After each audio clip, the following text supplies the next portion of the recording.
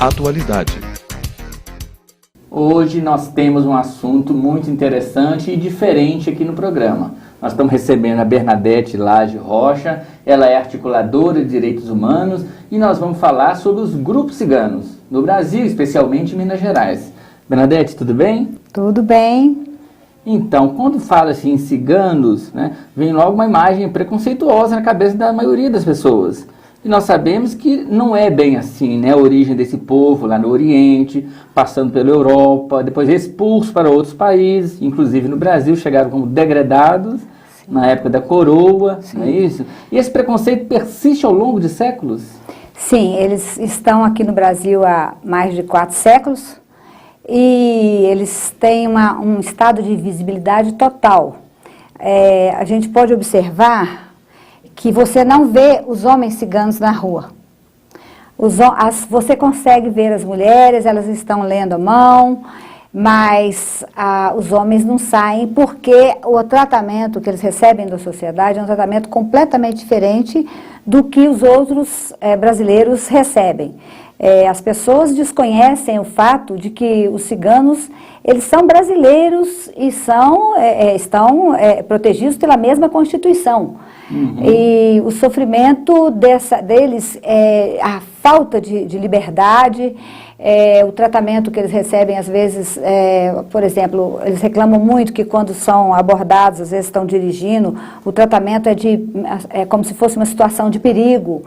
E não então, tem um comportamento racista em relação Sim. a esses grupos, né, sociais, étnicos, né? Sim. Agora, nota-se também que são grupos que mudam muito, né, de cidade para cidade. Eles são nômades ou isso é uma pressão social que eles recebem? Sim, é exatamente aí.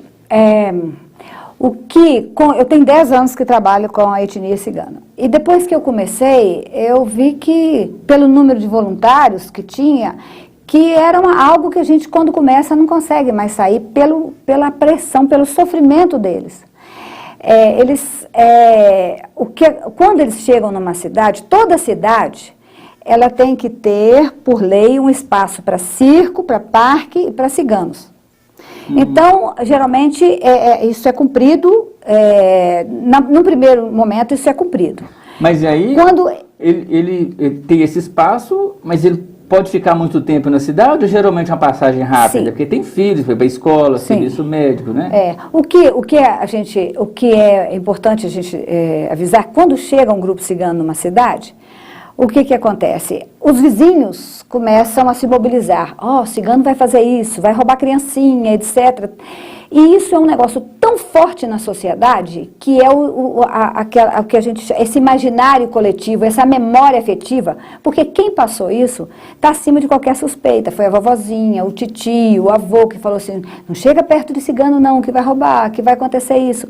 Isso foi se perpetuando e isso tem impedido que eles tenham acesso a qualquer benefício, qualquer inclusão social, a mobilidade deles é totalmente impedida. Então, o que acontece? Começa todo mundo a pressionar o prefeito expede uma ordem de saída, geralmente tem uma desculpa, porque nós vamos fazer uma reforma, porque vai ter exposição e tal, expede uma ordem de saída e passa para a polícia que vai lá e dá um prazo para eles saírem. Eu já tive, assim, oportunidades de assistir, eles virem até mim e falar, pede para esperar chegar um exame, que conseguiu, por acaso, um exame de fazer um preventivo ou vacinação. Não, eles têm que sair. Então, esse preconceito é maior por parte da sociedade? Não, ele é todo. Inclusive, o Brasil, aconteceu um fato muito interessante. É o país em que parece que é o único país que os reconhece. Pela primeira vez, eles foram incluídos, ano passado, em 2013, em Bolsa Família, Bolsa Escola, eles não eram atendidos pelo SUS. Então foi uma grande conquista. Foi uma conquista, inclusive, isso é coisa para a gente exportar esse modelo para salvar os ciganos da Europa. Porque lá são 15 milhões, são expulsos todos os dias. Aqui no Brasil são cerca de 800 mil? 800 mil, segundo o IBGE, 800 mil. Mas, pelo que a gente vê, muitas pessoas não se afirmam como ciganos. Entendi. Talvez até, Bernadette, desculpe interrompê-lo, até pelo preconceito, né? Sim, não escondem. Se ela se reconhece socialmente, pode ter receio de ser alvo de discriminação. Exatamente. Também, não é? Tem um cantor mineiro, que é até muito famoso, eu conversando com ele pegou, até é companheiro da gente na luta, e ele falou assim que ele foi descobrir que ele era filho de ciganos quando ele era adulto, que era aquela conversinha dentro de casa, aquele negócio, sabe? Ele sempre ouvia um murmúrio, e eu já vi várias pessoas, eu vi professor de uma universidade federal, que é muito amigo nosso e tudo, ele acompanha a causa, ele me contou a história dele, que ele também aconteceu isso, ele ouvia aquela história, então a família escondeu que era de origem cigana para poder sobreviver. E eu queria dizer, gente, é muito importante a gente dizer isso, é que mesmo a parcela rica, né, dos ciganos, que têm condição, que moram em apartamentos bons e conseguem estudar os filhos e trabalham, eles escondem, e são 10% só, eles sofrem muito. E é um estresse constante. Eu acompanho a etnia, eu tenho um Facebook que é Direitos Humanos Etnias, e tem uma fanpage que é Direitos Humanos Etnia Cigana. Então, os artigos que a gente escreveu e vídeos que a gente fez, fomos para Rio Mais 20, para o Fórum Mundial de Direitos Humanos, e, enfim.